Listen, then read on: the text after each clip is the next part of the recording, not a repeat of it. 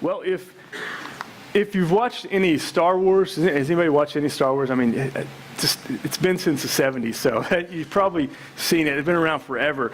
I don't know if maybe watching any of those, have you ever tried the Force? That's not a Christian thing, I want you to know that, but I don't know if you ever were as a kid were I can do it, like when you saw Luke lifting the plane with Yoda, they're like, I can do that, or I can lift it. Can you do that? I don't know if you transfer that over into Christianity, faith, if I just believe I can move things in that way. I don't know if that's how your idea of faith is. Faith it's a big topic, and there's probably so many ideas of what faith is that it's just like fast food places. I mean, you can find whatever that you want in so many ways. I heard a kid in Sunday school one time, and they asked him what faith was, and he quickly responded, it's belief in something that you know isn't true. And it's like, no, that's kind of what we think sometimes about what faith is in that way. And so I want to change your view if that's what you're thinking of. So look, we started this series last week, and we started talking about this, and we're going to be in Hebrews chapter 11. And last week we came in, we brought in a difficult text and what Jesus was saying, what he is asking us, he's asking everything from us. He wants us to just die to ourselves. He uses this type of language that's extreme, and that's what he's saying. I want you to die to yourselves and completely lay everything at my feet and follow me. And so we are going to be in Hebrews chapter 11, though. And this is what we sometimes call the Hall of Faith, or the Hall of Fame of faith, when you think about all these people and how they live for God. It's just one of those chapters that I mean, honestly, there's chapters in the Bible that are just more known. I mean, you think about 1 Corinthians chapter 13. Does anybody know what that one mainly is about? Yes. Oh, good, you got it. Because that was my art there. 1 Corinthians 13. You know that. I don't know what that was. It's yeah, it's a circle. No. But you think about that. You're okay, 1 Corinthians 13 is a love chapter. And then you're okay, Leviticus 13. Does anyone know what that is? I don't. No, it's not love. I don't know. It's probably law. It's probably something. I really don't know. But there's just passages, verses that we more typically know. When you're going through tough times, you're going to go to some of these other passages. And I think Hebrews 11 is like one of those passages. It's just this faith chapter. You look at these people and the extreme faith that they have. It's amazing. It's amazing when you look at that. Now, also, I don't want you to go, and when you see these passages, when you see these people and how they live, you can get overwhelmed if you look at some of their lives. And you look and you're like, it's amazing. I'm encouraged by what they're doing, but I'm also extremely discouraged because I see my life, and I don't know how in any way that I can live the way that they're doing there. And so it's a real possibility we can get discouraged if we look at passages like this and we see how that they lived. Now, this is why I believe exactly we're supposed to be in church. Christians, we're in a time where people are I don't need the church. I can go out. I can be a Christian on my own. And look, you don't have to be inside of a building with other Christians to be a Christian. But I do believe we are disobeying God when we aren't with his people. But when we're just kind of being Lone Ranger Christians. He doesn't want us to be that way. The very idea of church is we're coming into this body of Christ. We're coming in together. And so I think about that. And if you are discouraged, sometimes when you look at these people and see how they are, this is where we need to be. We should be in church. We should be together, encouraging each other. We should be together, even says in Hebrews, to spur each other on to love and good deeds. We should be pushing each other. That's what we're supposed to be doing. So if you're discouraged in so many ways, honestly, I can just say, welcome to the club. That's a lot of us. We come in here and it's I am so unworthy when I see this. And it's we are. There's no way that we're worthy. So I want you to remember that as we look at some of these passages and we see these people and we see how they live and how they just gave everything to God. So with that, we're going to be in Hebrews chapter 11. I just want to start in the first verse. And really, I'm going to spend a whole lot on the first part here before we even get into all these different people. I found that as I was going through this faith chapter, even last week, I couldn't even get into Hebrews chapter 11 first because we had to do a whole bunch of work before. And honestly, we could spend probably weeks or months before we even get into Hebrews chapter 11 because there's so much that builds up to this right there. I just want to tell you that. But let's look at Hebrews chapter 11. Verse 1, the faith verse, says, now faith is the confidence in what we hope for and assurance about what we do not see. Now, there's two important words in that sentence that I think we got to dissect, and it's confidence and assurance. And I know depending on the translation you use, the words are going to be very similar in what he's talking about, and it means the same. And I want us to really understand that. It could be confidence, it could be substance. I really like that word, better in that way, of what it's going to be talking about. But here, let me throw some Greek word at you here. The Greek word for substance or confidence there is hypostasis. It's a word you use all the time, right? Hypostasis, like, I have hypostasis. Kyle's going to finish this sermon strong. Hypostasis, it can be defined as assurance, confidence, reality, or substance, like I said. Let me read this, kind of a definition for talking about this word. It really helped me to understand, and it's going to help us understand faith here and what this really means. This is from the vocabulary of the Greek Testament. It reports it as a legal term. It says, they say that it stands for the whole body of documents bearing on the ownership of a person's property, deposited in archives and forming the evidence of ownership. They suggest the translation, faith is the title deed of things hoped for. The Holy Spirit energized act of faith, which a believer exercises in the Lord Jesus, is the title deed which God puts in his hand, guaranteeing to him the possession of the thing for which he trusted in him. In the case of the first century Jew, his act of faith in the Messiah as high priest would be the title deed which God would give him, guaranteeing to him the possession of the salvation for which he trusted God. Thus he would have assurance. In the final paragraph here, I'll explain some of this. He said, in other words, that which underlies what is apparent. Amplified a bit further, it is that which, though perhaps unseen, exists beneath and supports what is visible. It then has a sense of a foundation. Even as the foundation of a building is unseen and the building above the ground is visible, the foundation, the hypostasis, is nonetheless real, supporting the building. Hypostasis can be seen as the unseen support of that which is standing in clear view. I know that's a whole lot in there about that word there, but write this down. Faith is the unseen foundation supporting it. Faith has an unseen foundation supporting it. That's kind of what I want you to understand about that. It's not just simply stating your agreement with some facts. There's this foundation that supports what you're actually doing. So it's not just the same. Belief and faith, I don't believe, are just interchangeable words there. And I don't just want to seem like I'm splitting hairs there when I'm talking about there. So let me read a verse here. This is from James chapter 2. James 2, the book of James, really a whole lot about putting our faith in action. So I want to read this. James 2, 18 and 19. It says, but someone will say, you have faith, I have deeds. Show me your faith without deeds, and I will show you my faith by my deeds or by what I do. You believe there's one God? Good. Even the demons believe that and shudder. Or some translations say, tremble in fear. That's pretty bold statements, really what he's talking about there. And I'll say something really tough right here, just thinking about those verses. You can't just have an intellectual belief in God. It's not enough to just have this intellectual agreement that there is a God. I think we should have that. I think you should intellectually we can believe in that, but you can't just have this intellectual agreement and believe that there is a God. I mean, think about those verses and what he's saying there. He's saying if that's you, if you just agree to some facts, okay, there is a God. Maybe even come to a point like, okay, there is a God. I even believe, okay, factually, yeah, okay, there was a Jesus. Maybe even go further and say, I believe he came, he died, even rose again. I don't know if I can even doubt with the facts.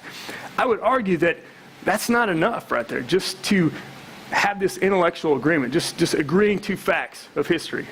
That's not faith. I don't see that as this type of saving faith. In fact, again, going back to those verses, he said the demons have this type of belief. The demons have this type of intellectual agreement with just facts. Yeah, they know there's a God. But listen to what he said there. He said, good, okay, that's good. He said, but the demons believe that and shudder, or they tremble in fear. He's saying, we know, we can read Revelation, we can see it's not a good ending for demons. They have this agreement. They know there's a God. They're not walking around clueless. They're not waiting on one of us to come to them and say, I just need to present the gospel to you. Like, they know there's a God, and it's not good for them. And he's saying it's not enough to just have some agreement, intellectual agreement. Okay, there is a God. It's more than that. Faith is. So write this down with it. There's a difference between faith and belief. I think there's some kind of, way that they work together in some ways, but they're not interchangeable words there. Think about this. I want to try to explain belief and faith. Belief can better be described as, I found this definition, it's an opinion or judgment in which a person is fully persuaded. So here's the idea with belief. Like, belief is, you gain belief by hearing someone speak, by someone teaching you, by getting facts or knowledge or reading, like I said, coming to church, like hearing somebody speak, experience. You gain this belief by those type of things. And also with that is that your beliefs can change. But honestly, my beliefs have changed throughout my life as I've grown older, as I've learned, as I've read things, as I've experienced things. Even some of my things that I believed in here at the very beginning, like some of them have changed. Like nothing like major, I'm talking about. But some things as I've matured, some of those have changed. So that's belief. Some of those things can really change. Faith, on the other hand, can be described. I like this, the way that this guy described this. It's real simple. Faith is belief plus action plus confidence. So belief is part of the faith, but it's more than that. It's more than just kind of an agreement to some facts, some statements, some knowledge that you've gained. It's more than that. It's bigger than that. Faith requires action, and if it doesn't move us into action, I would argue that it's not real faith. It's a dead faith. James talked a whole lot about that. It requires action. It requires us to actually do something. It's that word I was talking about, that hypostasis. It's like this unseen kind of foundation that's going to drive how you're living in this world. It's going to drive what you do visibly. You know what I'm saying? That this faith, it's something more than just a belief, like you just agree to some factual statements. It's more than that. And in fact, I'll go back to James chapter 2. I'll go back to verse 17. He's talking in there. He's talking to them because some of the people were just, they're okay with not doing anything. They're okay with just like having, okay, I'm a Jew. I can live this way. Or I've got these things. I don't have to do anything in action. And so he's talking to them. He's like, it's not enough to just say, he's giving some illustrations. It's not enough to just say, I hope everything's going to be okay. He's like, you got to do things. And so he goes to verse 17 here, and he says, in the same way, faith by itself, if it's not accompanied by action, is dead. And that's what I'm saying to us as Christians. If we just say, okay, I have faith, but we don't really do anything, then it's really a dead faith. That's what we've got to understand. I think it's missing so much in us. So we have the words, we say things, we even confess stuff, but I'm not sure it's really backed up in our life. I mean, just think about this. I don't have another illustration, but let me just get down here and say, okay, this stage, someone will say, why don't you get up there and stand on it? I mean, do you trust it? And I would say, I do trust it. I mean, the guy who built it was an amazing carpenter. In case you're wondering. The guy's, so why wouldn't I want to get up there and try this out? I mean, it looks right. It's got some stuff up there. I could do that. And then they'll say, well, why don't you get up there actually on the stage? And I'll say, well, I mean, I could. In theory, it should work. But I don't. What if it doesn't, though? I mean, I do. I believe what he does is good stuff, and he could build that. And this thing it looks like it's sound, but I just don't want to get up there. And then it's like, well, do you really have faith in it? Well, I do, but I don't think I really want to try it out. I don't want to, just in case my leg hurts. And until I need steps here. Until you actually step up there and try it out, is it really faith, or is it just something you're saying you agree that you believe that it could possibly hold people? Amen. But until you actually get up there, are you really putting your faith into action? Is it really faith? And I would argue that it's not. And I think that's the idea with it. I think that's where we are so many times. In fact, I put myself there many times. There's things that I've said, I believe you can do this, and I believe God has called me to do this, and then I step back in fear because my fear gets in the way. And I'm telling you, like, I'll tell people I have faith, I know He can do it, but then when I don't step out there, is it faith? And I don't think that it is. Write this down. Faith is actively living out what we believe. It's actively, there's activity to it. It's actually doing things. It's taking a step. That's the hard part. I'm convinced that's the hardest part about Christianity, is for us taking these steps of faith, stepping out there. I believe God. I can say it with my words, but my actions don't really follow it. And I would argue that there's faith lacking there. Let's go into Hebrews chapter 11 again, but I want to read verses 2 and 3 now. As he's built up to this, now he says, this is what the ancients were commended for. By faith we understand that the universe was formed at God's command, and what is seen was not made out of what is visible. So he says this is what the ancients were commended for. So he's getting into this. He's prefacing what he's going to be talking about here in a minute. He's going to be talking about specifically these people from the past and how they lived and how they had this tremendous faith. And so he built up to it, and he's explaining what faith is, and he's explaining that it wasn't just words. It wasn't just these people saying, yeah, I believe in God, just with their words.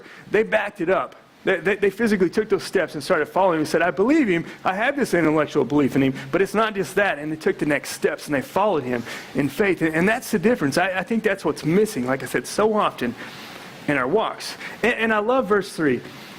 I'll admit, I've read over this so many times, but I love how verse 3 is just kind of slipped in here. It's kind of like, it seems like it's just wedged in there. I used to look at it and was like, why is, he's talking about the Hall of Fame, all these people, and why is he talking about creation of the world and all this? And I would read over it, and I'm like, that's good. God created everything. I mean, that's a good, faithful statement. And I would a lot of times move on.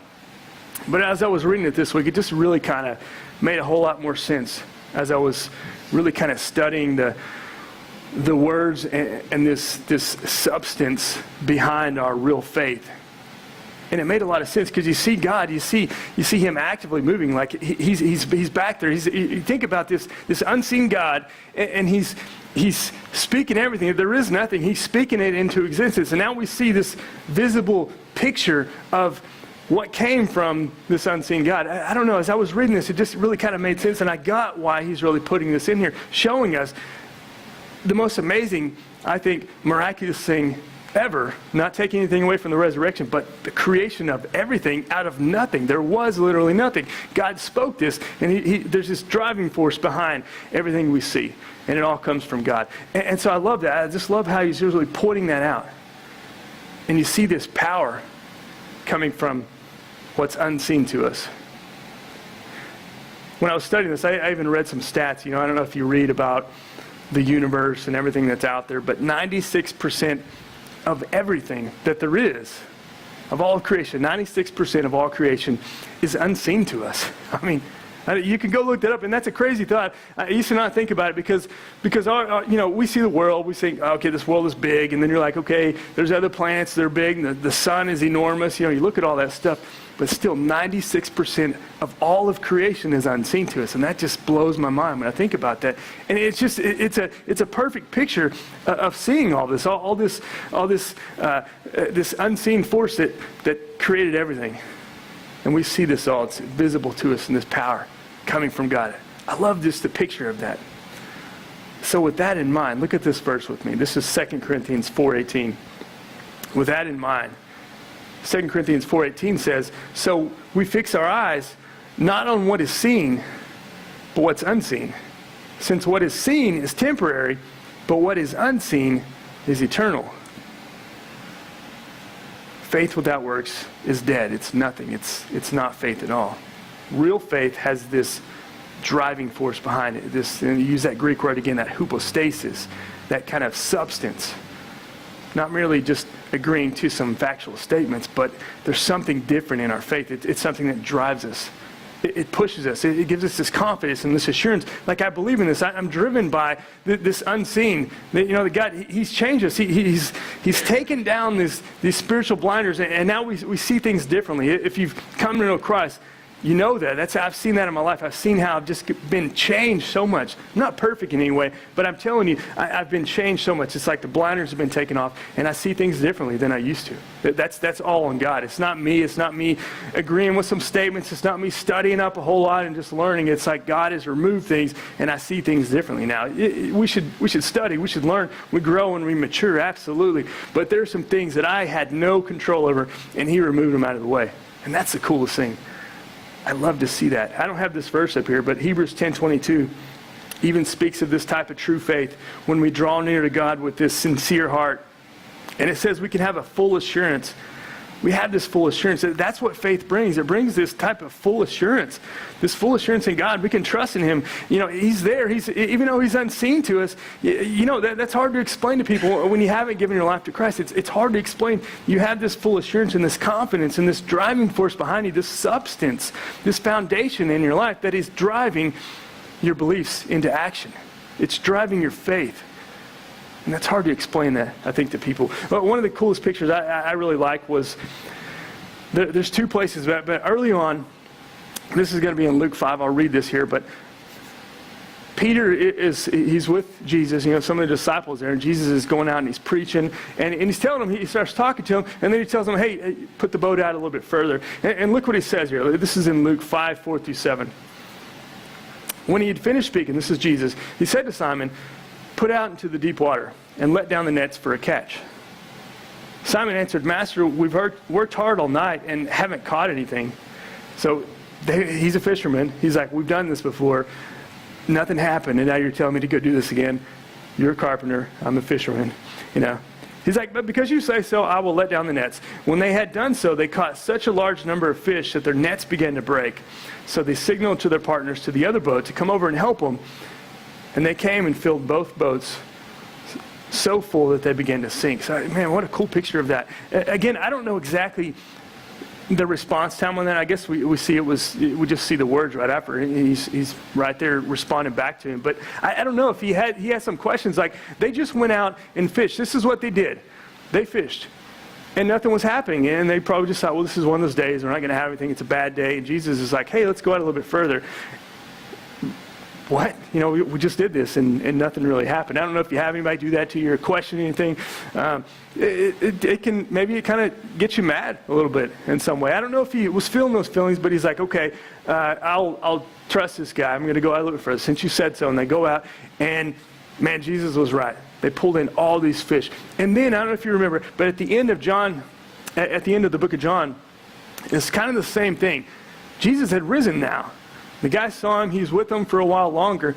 And they go out fishing. Some of the disciples, another cool picture, they're out there. And they're off the shore. Jesus comes up on the shore. They're fishing, and they're not getting anything. They throw the nets on the side of the boat. If you remember that, and he calls that to him. He's like, hey, guys, you caught anything? Nope. Throw the net on the other side. I don't know how big the boat was, but I mean, it's probably not all that big, but Jesus is just on the side. Throw it on the other side. Oh, is that where they are, Jesus? Just right over there. But no, I think it was a lot quicker. I think their response time, like they just, sure, and they put the net on the other side, and they pull it in, and it says they caught 153 fish. Like they threw it over there, and they couldn't get it out. Peter goes running onto the shore, just like all crazy, like, it's Jesus, I got to go up there, and he's just running. We need the fish. They're trying to bring all these things in, and just, what a cool scene. What was happening there. I think they were even quicker to respond to him in faith after that. And why not? I mean, why? Because they just saw this guy rise from the grave, and he's out there, hey, throw it on the other side. I think this guy knows what he's doing. I think this guy can do it, so they throw it over, bringing these fish, and just that faith. I love that picture of that. It's like putting it into action. I think about that sometimes in our life. Sometimes Jesus is telling us some simple things, and I'll sadly say there's times when he's telling me to do something, and I don't. I question him. I stay back. I don't know why. Sometimes there's lack of faith in our lives. And we see these pictures all the time of him saying, trust me. Follow me. Let's go into Hebrews 11:4, because I do want to get in. I'm not going to spend a whole lot of time in this. But I wanted to bring in at least one of the people as we're starting to talk about them. Hebrews 11:4. It says, by faith Abel brought God a better offering than Cain did. I don't know if you know the story of Cain and Abel. This is Adam and Eve's kids. The first murder happened here. It's every parent's worst nightmare I can imagine there. By faith he was commended as righteous when God spoke well of his offerings, and by faith Abel still speaks even though he's dead. So we don't know, we don't know clearly. It doesn't really talk a whole lot about why Abel's was accepted and why Cain's was rejected. But this is in the faith part. This is in the faith section here. And I think it just goes down to that. There was a lack of faith.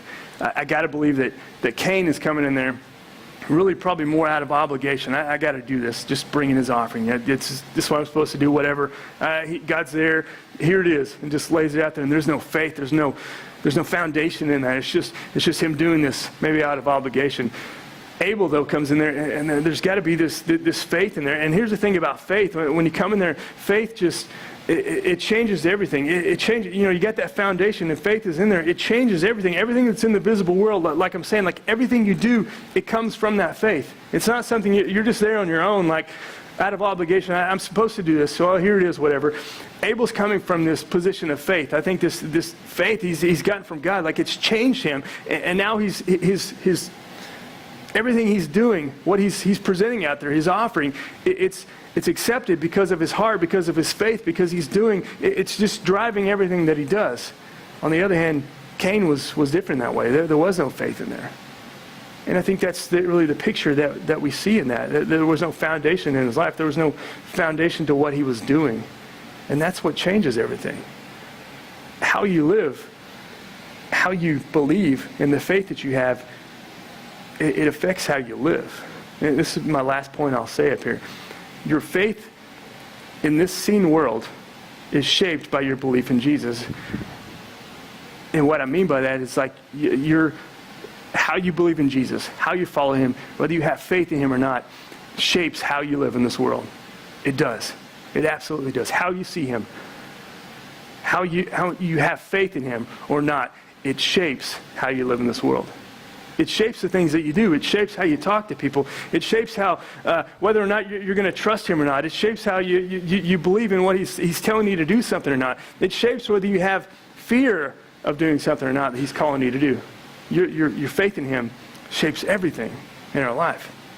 It gives you this, I mentioned that a minute ago, this spiritual visibility that you just didn't have before. I'm not saying like you all of a sudden see different things out there and it's like putting on, some type of weird glasses or something, but it changes things. Like this spiritual visibility, it changes how you see things. It just changes how you act. And so with that foundation in there, how you live is now affected by your faith or lack of faith. And I'll say this too, kind of leave you with that, is I believe that faith, like true faith in him, devours our fear. It does. It casts out fear. It throws it all aside. True faith in him, it just kind of devours any of that fear that you have.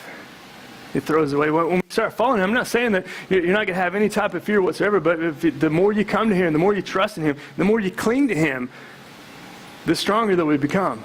And it devours that faith. And so I'll say this, with us as the church, we should live confidently in this world. We should live confidently, cling to him, and confidently go out to the world and proclaim his message to the world. He tells us there, just in that thing of faith, he gives us a foundation that just was not there before. He gives us a foundation.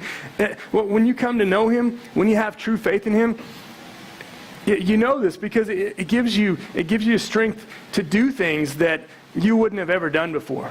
I've seen that in my life. I've seen that in people's lives. It gives you a strength. When you come to know him, that's the cool thing. It gives you strength. It gives you this really ability that you never would have done before because he gives you that strength because now there's this substance. It's not something you're just trying to muster up yourself. Like, I got to build up this faith. I got to, make myself strong and go do this. It's more than that. It's something that is from God. It's God-given, this substance that's in there that drives this faith inside of you. Just that picture of that. When I read that illustration of the building, there's this foundation there. We don't see the foundation, but we see the effects of it. We see this visible, huge building, and it could not be there. It could not be something that we could get into, and a lot of people could be in there with all that weight if it didn't have a good foundation. And that's the exact same thing about faith. You have this driving force that's behind you. That it's not us anymore. It's from God. It's this substance. It's this foundation that pushes us to be able to do things that we never could before. And so, church, I want to leave you with that. I want to give you guys confidence with that God will do that in your lives. God will give you the strength to do things that you never thought you could do before. So this idea of faith, as we're going to be reading more with these men and women in Hebrews chapter 11, this idea of faith is it's such a subject that I could just, man, as I've realized as I've been going through these last couple of weeks, it could take a whole lot to get into, and there's so many chapters. There's chapters, I said this even last week, I want to get into previous chapters. I want to go further back, and just, there's so much. I may even go through Hebrews, just the whole book by itself, because there's so much in there that I want to encourage you guys with. But this idea of faith is something that it's from Him. But it's not just simply belief intellectually in God. It's not just belief in those things. It's putting our faith and confidence in Him that drives us to action. And I want to push you guys with that. I want you guys to push your faith into action. Follow Him. It's driven by this real substance.